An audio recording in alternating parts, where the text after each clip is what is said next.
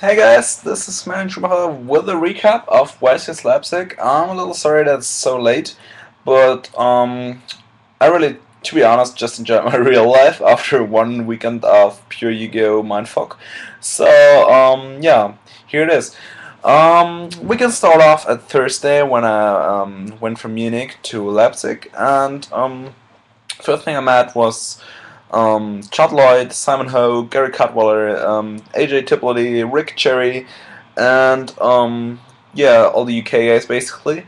And I went there with only one guy from around Frankfurt, whose name is Matthias, also known as Matt. So it was just like the seven of us and some other Yu-Gi-Oh players who were already out at our ETAP hotel. Thursday night we pretty much just spent the night clubbing. We went to Leipzig inner city and got heavily drunk. You might have seen that on my other channel. I uploaded a 20-second vid of all of us being so fucking drunk in that club. And yeah, we would just have some good time, celebrate, party on, and yeah, the event wasn't next day, so why should we give a fuck, right? So at this time, really, I want to greet and give a big shout out to all the UK guys that hang around us all weekend long.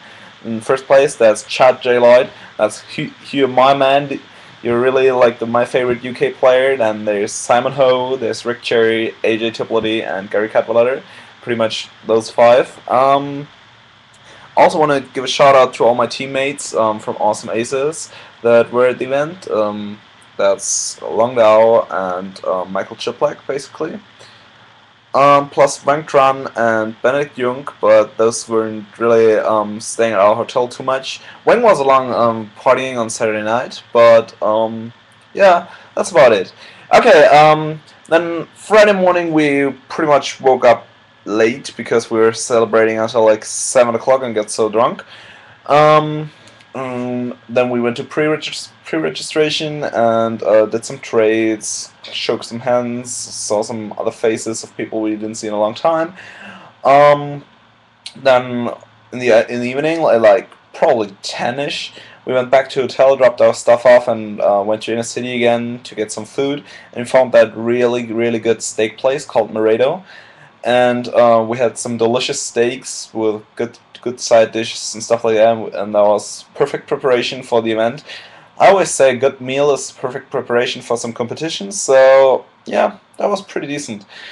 After that, we returned to the hotel, and at like 12 o'clock, we started building our decks respectively. Some already finished their decks, some, like me, just started the very evening before, like I always do. That has proven to be really good for me. Like I've done that for the last 7 Premier events, and I topped all of them, so nothing to complain about that. In the end, I ended up playing a kind of weird Insector build.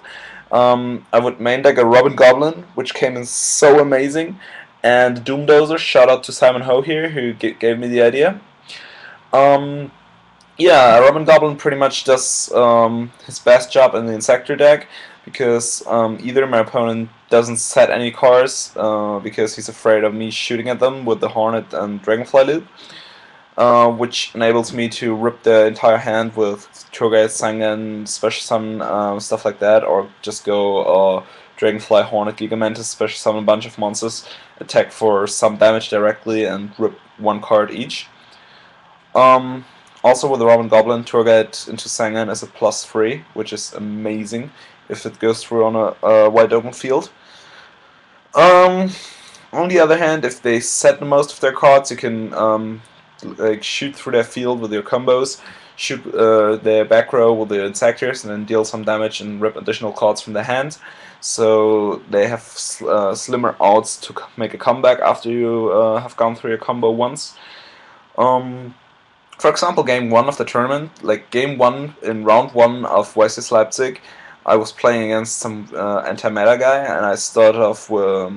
I won the dice roll to be fair. I started off with a set Dragonfly, set Fiendish Chain, set Robin Goblin, and he would go King Tiger Wang Hu, attack into Dragonfly. I went Robin Goblin, ripped the first card off his hand, so he set 1, and I had Horned in hand already, so I drew. used Dragonfly effect, shot with Hornet on his back row, shot with Special Summon Centipede, shot on Wang Hu, searched for another Dragonfly, some Dragonfly, attacked for 3, and he was left with no cards in field and no cards in hand.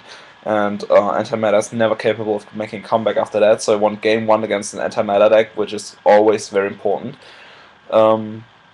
Yeah, and that started me off into the tournament really good, so nothing to complain. Doomdozer was an amazing card as well, and it won me like 3 games. One against Samurai when we were down to top decking and I had nothing but a face-up Phoenix Chain that has already been used, and he had it face-up Legendary 6 Samurai Shion, so I top decked into Doomdozer, ran over the Shion and won the game, because he couldn't draw anything to get over it. Like, Samurai doesn't have any top decks except for if they run the Inishi thing with 2200 attack that can get over 2800 beat stick if they don't have any cards on the field already. Yeah, another one against Rabbits, simply running over Lagia that I first forced to have to negate with a Dragonfly summon. And stuff like that happened a lot, so most of my tech choices were pretty good. Well, not to say they were pretty good, but they worked out pretty good.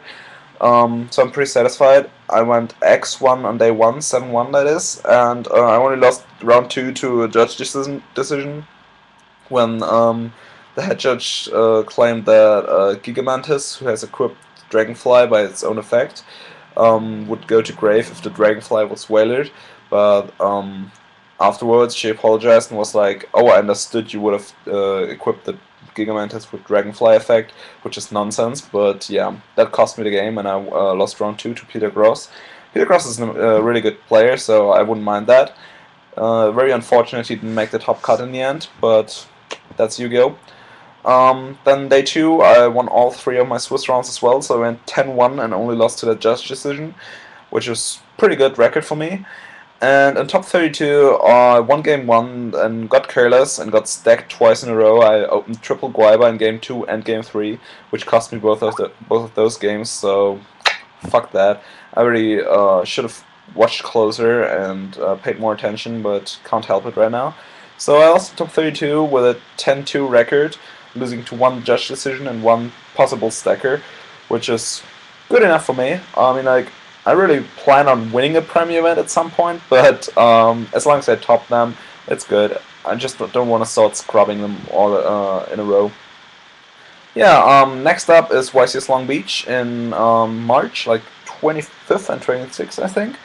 And, oh yeah, thinking about America, I gotta give a huge shout out to Alistair Constantine Alberts as well, who stuck with us for some more days afterwards in Munich and went clubbing, and we had a great time as well.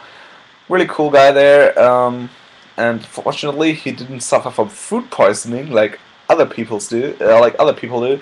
So thumbs up for Alistair right here. Really looking forward to meet you again in Long Beach, and after Long Beach, next European YCS is Toulouse, where we'll definitely be at. I really try to make it to every YCS in Europe, as long as my studies, my law studies from university, don't interfere with it. As of right now, that worked perfectly.